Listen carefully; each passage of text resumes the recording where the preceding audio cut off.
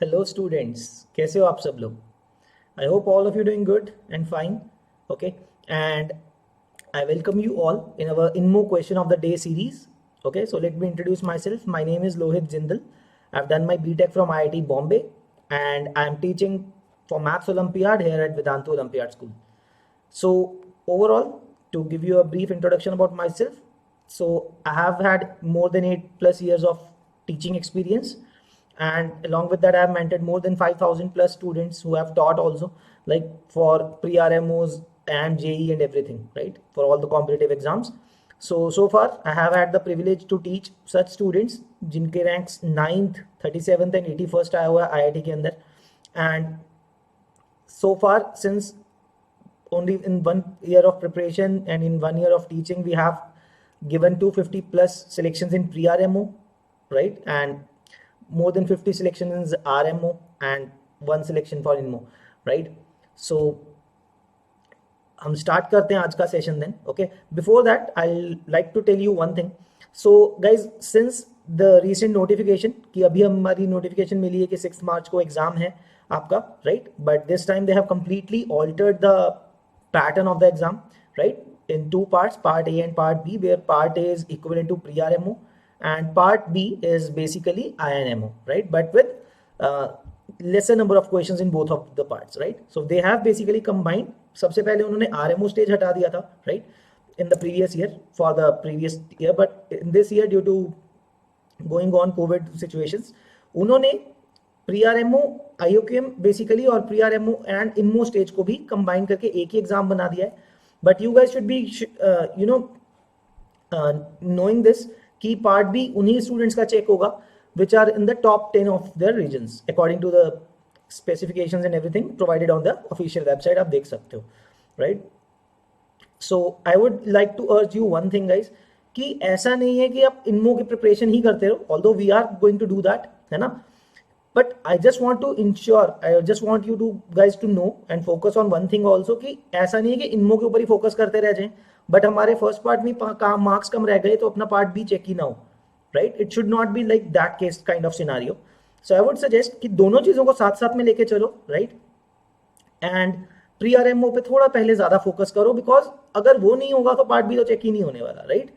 So no point in preparing for the latter stage अगर हमारा first part ही clear नहीं हो रहा, ठीक है. So I would like you guys to ensure कि पार्ट बहुत अच्छे से आता हो तो इनमो भी अच्छे से करना है फिर, लेकिन, right.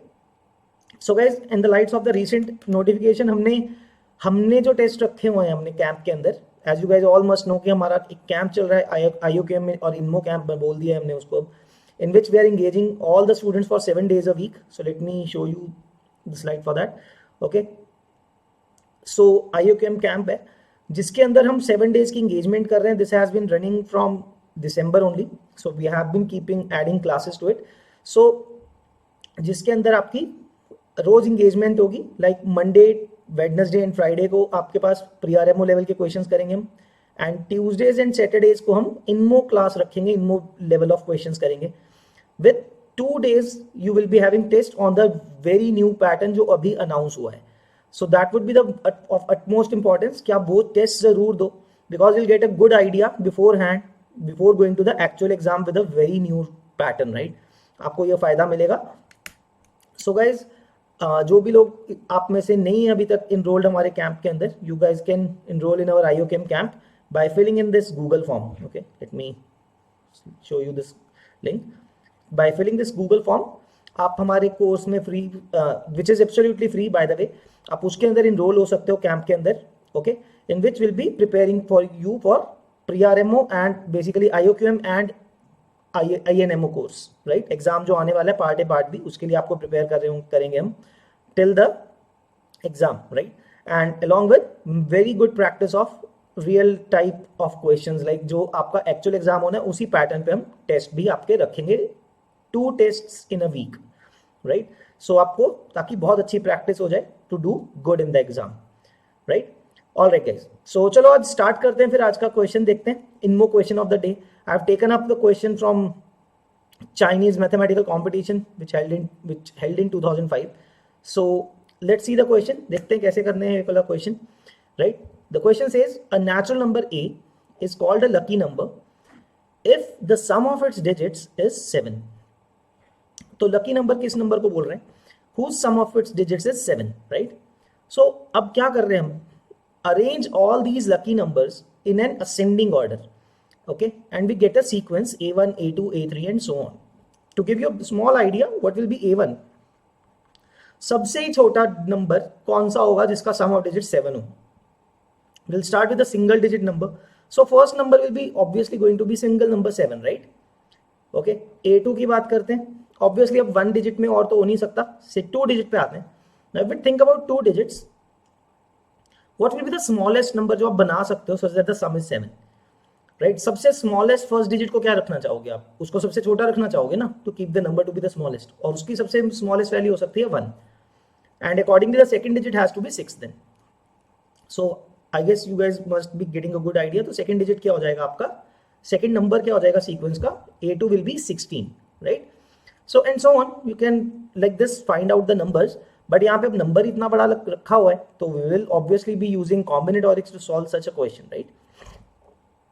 So let's understand the question now. You have understood क्या कर रहे हैं हम? Ascending order में लिख रहे हैं. So there will be some numbers keep going on in ascending numbers, ascending order. और ये बड़ा तो होता ही जाएगा, right? There will be infinite numbers in this sequence. Obviously, number of digits आप बढ़ाते जाओगे तो मिलते जाएंगे आपको. Now, so guys, अब question क्या दिया हुआ है? If an is equal to 2005, in this sequence, some certain term is going to come as 2005. Obviously, in इसके digits का sum 7 है, तो it must be there in this sequence. But the point is कि इसका term कौन सा है? मतलब like which term it is, right? n की value ढूंढनी है हमने. And further, second half of the question is basically उसका यूज करके n का वैल्यू हम फाइंड करने के बाद क्या करना चाहेंगे? A5n ढूंढना चाहते हैं, right? 5 times that value of n, हम वो वाला फिर देन टर्म ढूंढेंगे, right? So let's focus on the first part जो हमें क्वेश्चन सॉल्व करने के लिए चाहिए, that is value of n find करते हैं. सो बच्चों इसके लिए हम ये देखते हैं, अगर हम 1 डिजिट की बात करते हैं, देखो, right? If we talk about 1 digit, obviously how many numbers can be there? Single digit है, इसकी वैल्यू 7 ही होनी पड़ेगी. So there is one case for that, right? One number kind like that. 2 digit के ऐसे कितने नंबर्स होंगे, right, जिनका सम 7 होगा? तो बच्चों हम ऐसे करते रहेंगे क्या? लेट्स फॉर्म अ जनरल एक idea, right? Let's say there are k digits, right? A1, A2, okay. एक टर्म लिखते हैं, नंबर होगा जो which is k digit number. So let's say B1, B2, B3, these are its digits rather, है ना? तो comma हटा देते हैं. The number is of the form, मैं आपको लिख दूं, P1, B2, B3, BK. This is the general format of the number. आप ऐसे सोचो, राइट? सो अगर ये ऐसा फॉर्मेट है नंबर्स का, इन सबके डिजिट्स का सम क्या है? सबसे बड़ी इंपॉर्टेंट बात क्या है? It is a k digit number, right? Sum of its digits is 7. B1 plus B2 plus B3 till BK, सबका सम क्या आना चाहिए? 7 आना चाहिए according to our question, which should be a lucky number. Okay, अगर हमने सम तो बच्चों 7 लिख दिया, इसके अंदर there should be certain conditions on the digits, क्योंकि इसमें जो फर्स्ट डिजिट B1 है that can never be 0. बाकी के जो भी डिजिट्स हैं वो 0 वैल्यू अटेन कर सकते हैं, right? So I'll add in a property here, मतलब like condition here, that B1 has to be greater than equal to 1. All the other BIs, you can say, are greater than 1, right? Of course, they are going to be less than 9. So, वो लिखने की जरूरत नहीं है क्योंकि आएगा ही नहीं, सम ही 7 है, right? Where I is greater than equal to 2, right? B1 तो 1 हो ही चुका है, 1 से बड़ा है, but BI, which is B2, B3 up to BK, have to be greater than 1. Sorry, greater than equal to 0. Sorry guys. Mistakenly wrote this. So greater than equal to 0, मतलब 0 भी हो सकते हैं, उससे बड़े होंगे. So guys, इसको solve कैसे करेंगे? ठीक है, सबसे पहला तो ये अपना क्वेश्चन पार्ट बनता है. The thing is, we have been using beggar coin method for so long, है ना? तो हमें पता होना चाहिए कैसे करना है. बट यहाँ पे एक कंडीशन क्या आ रही है? B1 is greater than equal to 1. So ऐसे क्वेश्चंस को हम टैकल कैसे करते हैं? ओके, हम क्या बोलते हैं? This is like thinking that I have 7 coins and there are k number of beggars, right? There are k number of beggars and I have 7 coins to give them, such that one particular beggar has to have, उसको एक coin देना ही पड़ेगा, right? That is the case. So let's change this question a bit. क्या करते हैं, let's say this b1 को क्या लिखते हैं, b1 डैश प्लस 1, उसको एक कॉइन दे देते हैं ना, ठीक है? तो उसको एक कॉइन तो देना ही देना है, तो एक कॉइन दे दिया. If I replace b1 as b1 dash plus 1, where this b1 dash is greater than equal to 0, it will be as the same condition as the other bi, right? So if you replace this, you'll get the equation as b1 dash plus b2 plus b3 up to bk equal to 6 हो जाएगा, right? When you replace it, जो 1 था वो 7 को में से subtract होके 6 रह जाएगा, where b1 dash is greater than equal to 0 and all the other b terms are also greater than equal to 0. Now I will be able to use the beggar coin method in an effective way now easily, right? तो बच्चों formula क्या बनेगा now? See, you have 6 coins, you have k beggars, so you need to insert k minus 1 partitions, right? K minus 1 partitions plus 6 coins that you have.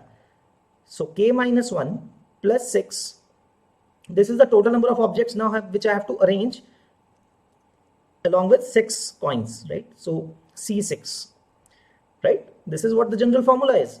Number of total objects कितने हो जाते हैं और उसमें से कितने objects same है, वो formula बन जाता है आपके पास, right? So 6 coins plus k minus 1 partitions you have to arrange.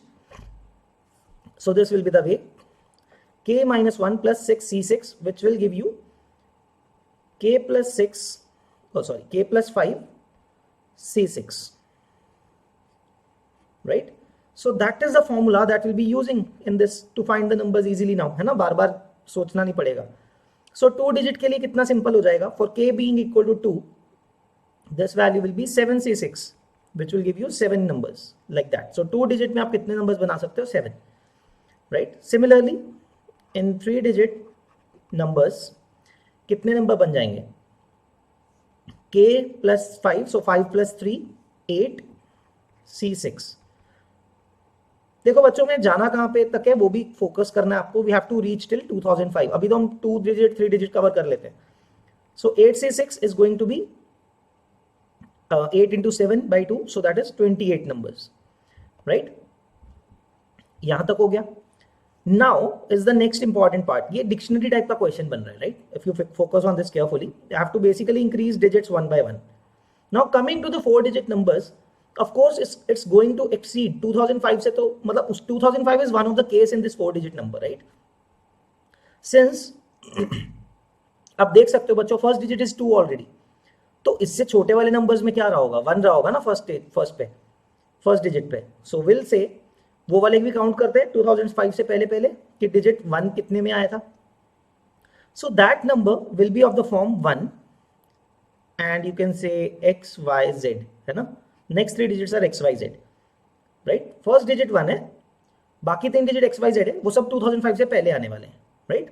So let's count the number of how many such numbers are there. तो 1 तो आ गया फर्स्ट प्लेस पे. Now your question is, think about it, XYZ, there are 3 digits whose sum value has to be 6. ठीक है, तो यहाँ पे मैं इसको अलग से सब पार्ट बना देता हूँ. X plus Y plus Z has to be 6,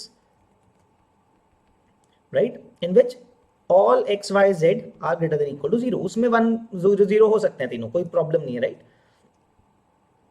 again using beggar coin method, इसके कितने वेज होंगे, 6 कॉइन्स प्लस 3 बेगर्स के लिए 2 पार्टीशंस इंसर्ट करने पड़ेंगे, 1 decimal partition, right?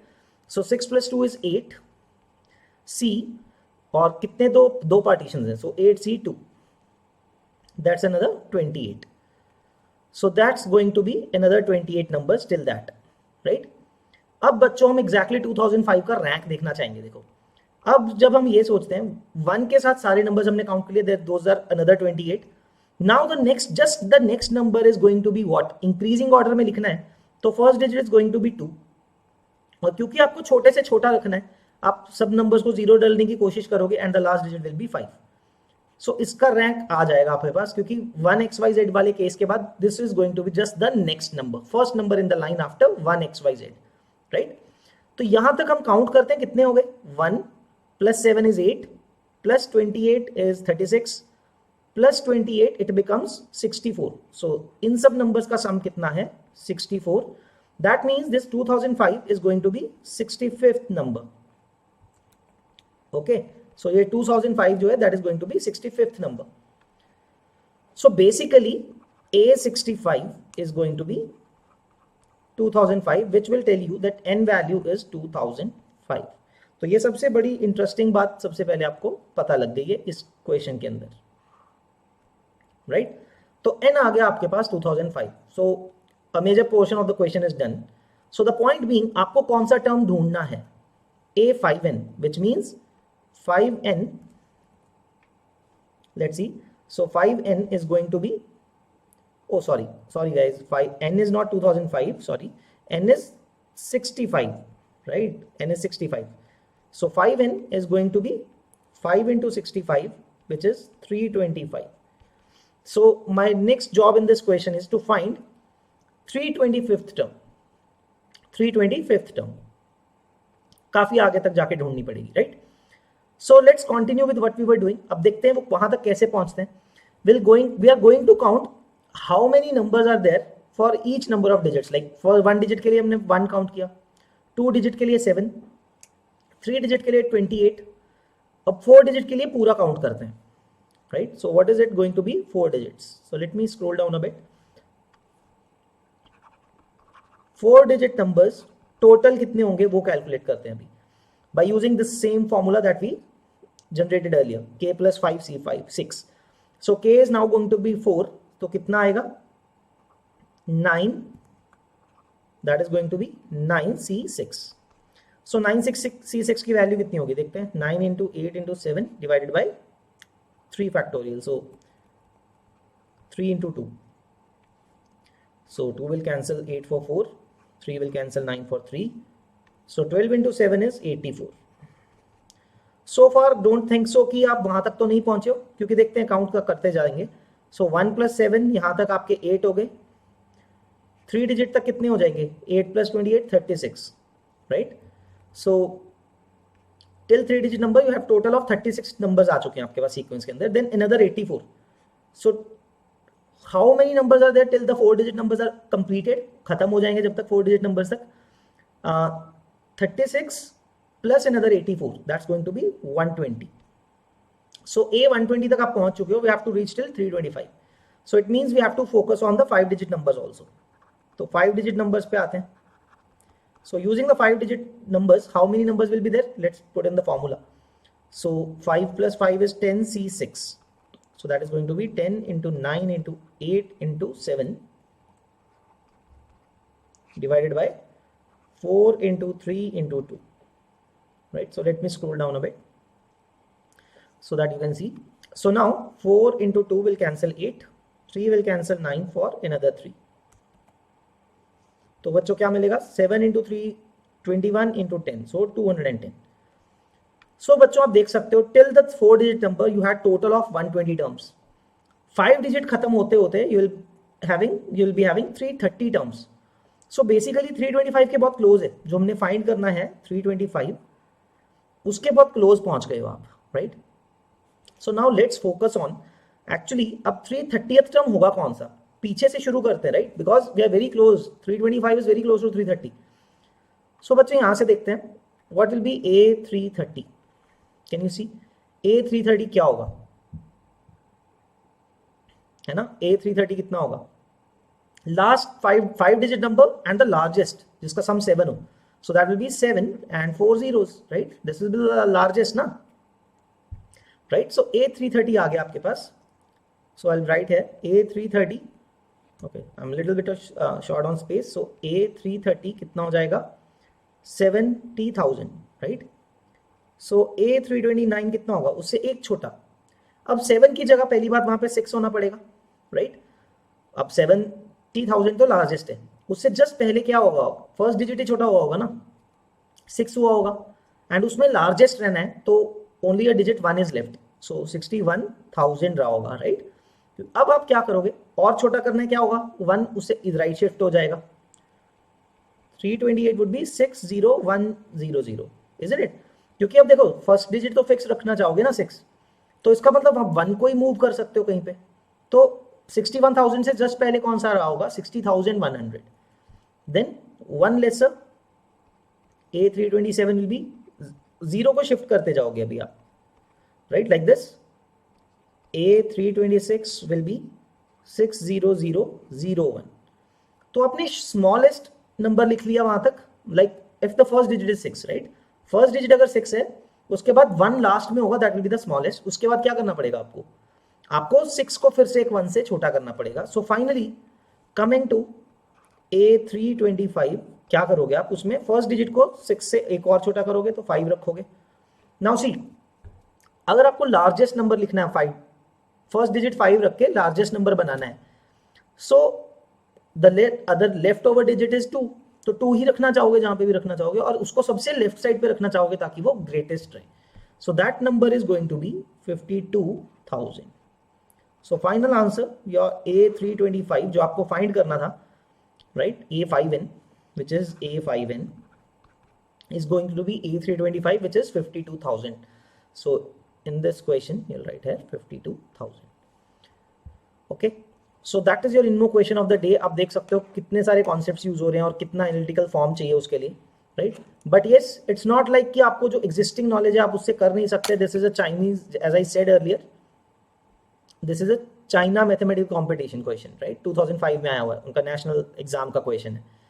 So I hope this thing is clear. All of you have understood this question. So if you guys are interested in preparing for INMO and IOQM, you can register on the link that I showed you earlier. Okay, I'll show you again. So if you are interested in attending in our IOQM camp, you guys can fill this Google form and you'll be getting enrolled in our camp.